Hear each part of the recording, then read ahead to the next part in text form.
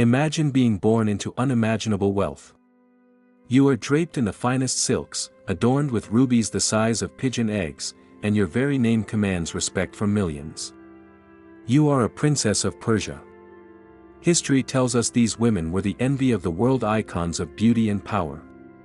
But behind the shimmering veils and the golden walls of the palace, there lay a terrifying secret. For many of these royal women, the most dreaded moment of their lives wasn't an assassination attempt or a war. It was their wedding night. While we often romanticize royal weddings as fairy tales, the reality for a Persian princess was often a nightmare of political intrigue, isolation, and immense physical pressure. Why did these powerful women tremble at the thought of their nuptials? Was it the groom, the politics, or something far more sinister hidden within the harem walls? Today, we are peeling back the curtain of history to reveal the shocking, untold truth behind the fear that haunted the Persian royal brides. To understand their fear, we first have to understand where they lived. Contrary to the Western imagination, the harem wasn't just a pleasure palace filled with lounging beauties, it was a high-stakes political institution, often described by historians as a golden cage. For a young princess, the harem was the only world she knew.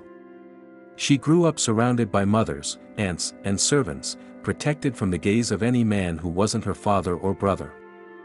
The wedding night represented the shattering of this protective bubble. It meant leaving the safety of the women's quarters, the Anderuni, and entering a world where she was suddenly vulnerable. The fear wasn't just about the act of marriage, it was about the loss of sanctuary.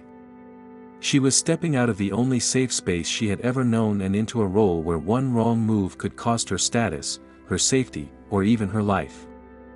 A Persian princess rarely married for love.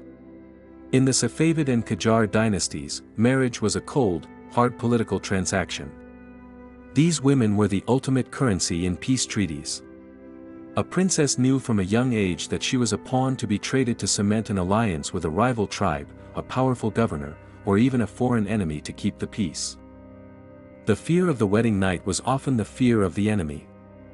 Imagine being told you must marry the man whose army killed your uncle or threatened your father's throne. You aren't just a bride, you are a hostage in a silk dress. The wedding night wasn't a union of lovers, it was the sealing of a contract, and the princess was the collateral.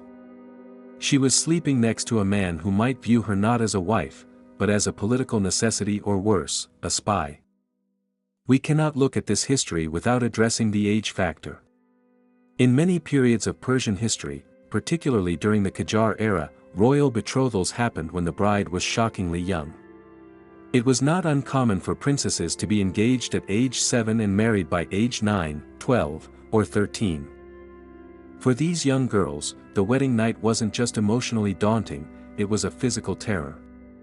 Historical records from the era hint at the trauma experienced by child brides who were thrust into adulthood before they even understood what it meant. The fear here was primal. It was the fear of a child facing a grown man, often a man significantly older, sometimes in his 40s or 50s, expected to perform the duties of a wife.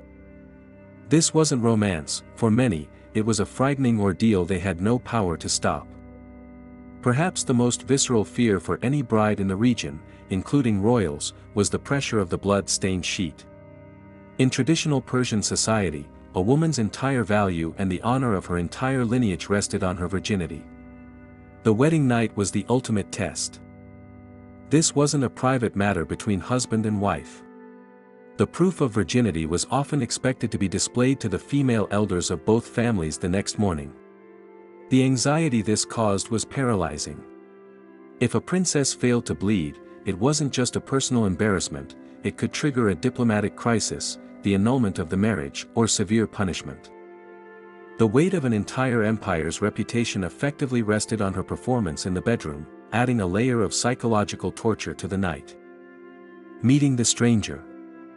In the modern world, we date, we get to know each other, and we fall in love. In the courts of Persia, the bride and groom often met for the very first time on the wedding night itself. While the families negotiated for months or years, the couple remained separated. Try to put yourself in the shoes of a Safavid princess. You have heard rumors about your husband, maybe that he is cruel, or kind, or old, or sick but you have never seen his face. You are dressed in heavy, elaborate finery, sitting in a room waiting for a stranger to walk in and claim you. The suspense was agonizing. Would he be a monster? Would he be gentle? The absolute lack of agency and the fear of the unknown turned the hours leading up to the consummation into a psychological gauntlet. If a princess was marrying a shah or a high-ranking noble, she wasn't walking into an empty house. She was walking into an established harem filled with other wives and concubines. This was a battlefield. The wedding night marked her entry into a fierce competition for resources, attention, and power. The existing wives viewed a new royal bride as a threat. She came with status, a dowry, and the potential to bear the favorite son. There are historical accounts of poisonings, black magic spells, and psychological warfare used by older wives to intimidate new brides. The fear wasn't just of the husband, it was of the women waiting outside the door, praying for her failure. The wedding night was effectively her day one in a survival game where everyone else had a head start. The wedding night was only the beginning of the princess's primary job, breeding. In a monarchy, a woman's safety depended almost entirely on her fertility. If she did not become pregnant quickly, or if she only produced daughters, her position was precarious. This fear loomed large over the nuptials. The wedding night was the starting gun for a race against time. If she failed to conceive, she could be set aside, ignored, or replaced by a concubine who could give the king a son.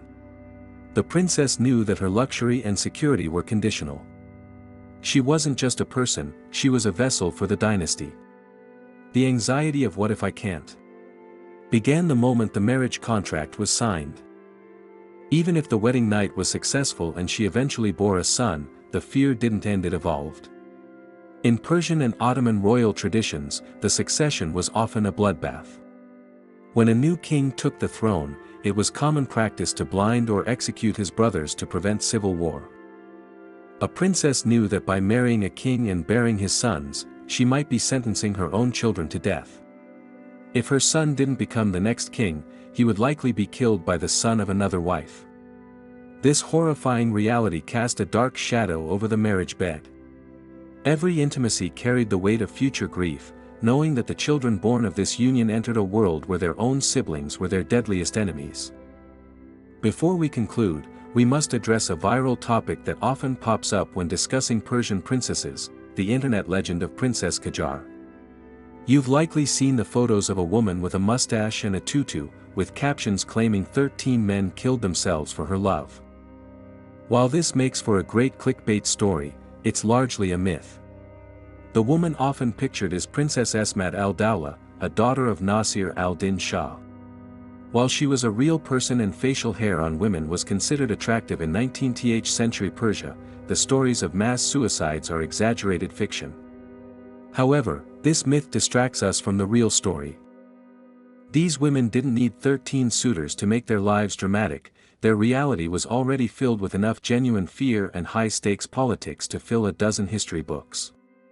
We should remember them for their resilience in navigating a terrifying system, not just for a meme. The life of a Persian princess was one of extreme contradiction. On the outside, they were the jewels of the empire, draped in gold and living in palaces that are still architectural marvels today. But on the inside, they were women living on a knife's edge, navigating a world of child marriage, political hostage situations, and the constant threat of harem rivalry. Their wedding night wasn't a fairy tale ending, it was a terrifying initiation into a life where survival was never guaranteed. What do you think was the scariest part of being a royal bride in history? Was it the politics, the isolation, or the pressure of the air? Let me know your thoughts in the comments below. If you enjoyed this deep dive into the hidden history of royalty, make sure to hit that like button and subscribe for more stories from the past that you won't find in textbooks. Thanks for watching, and I'll see you in the next video.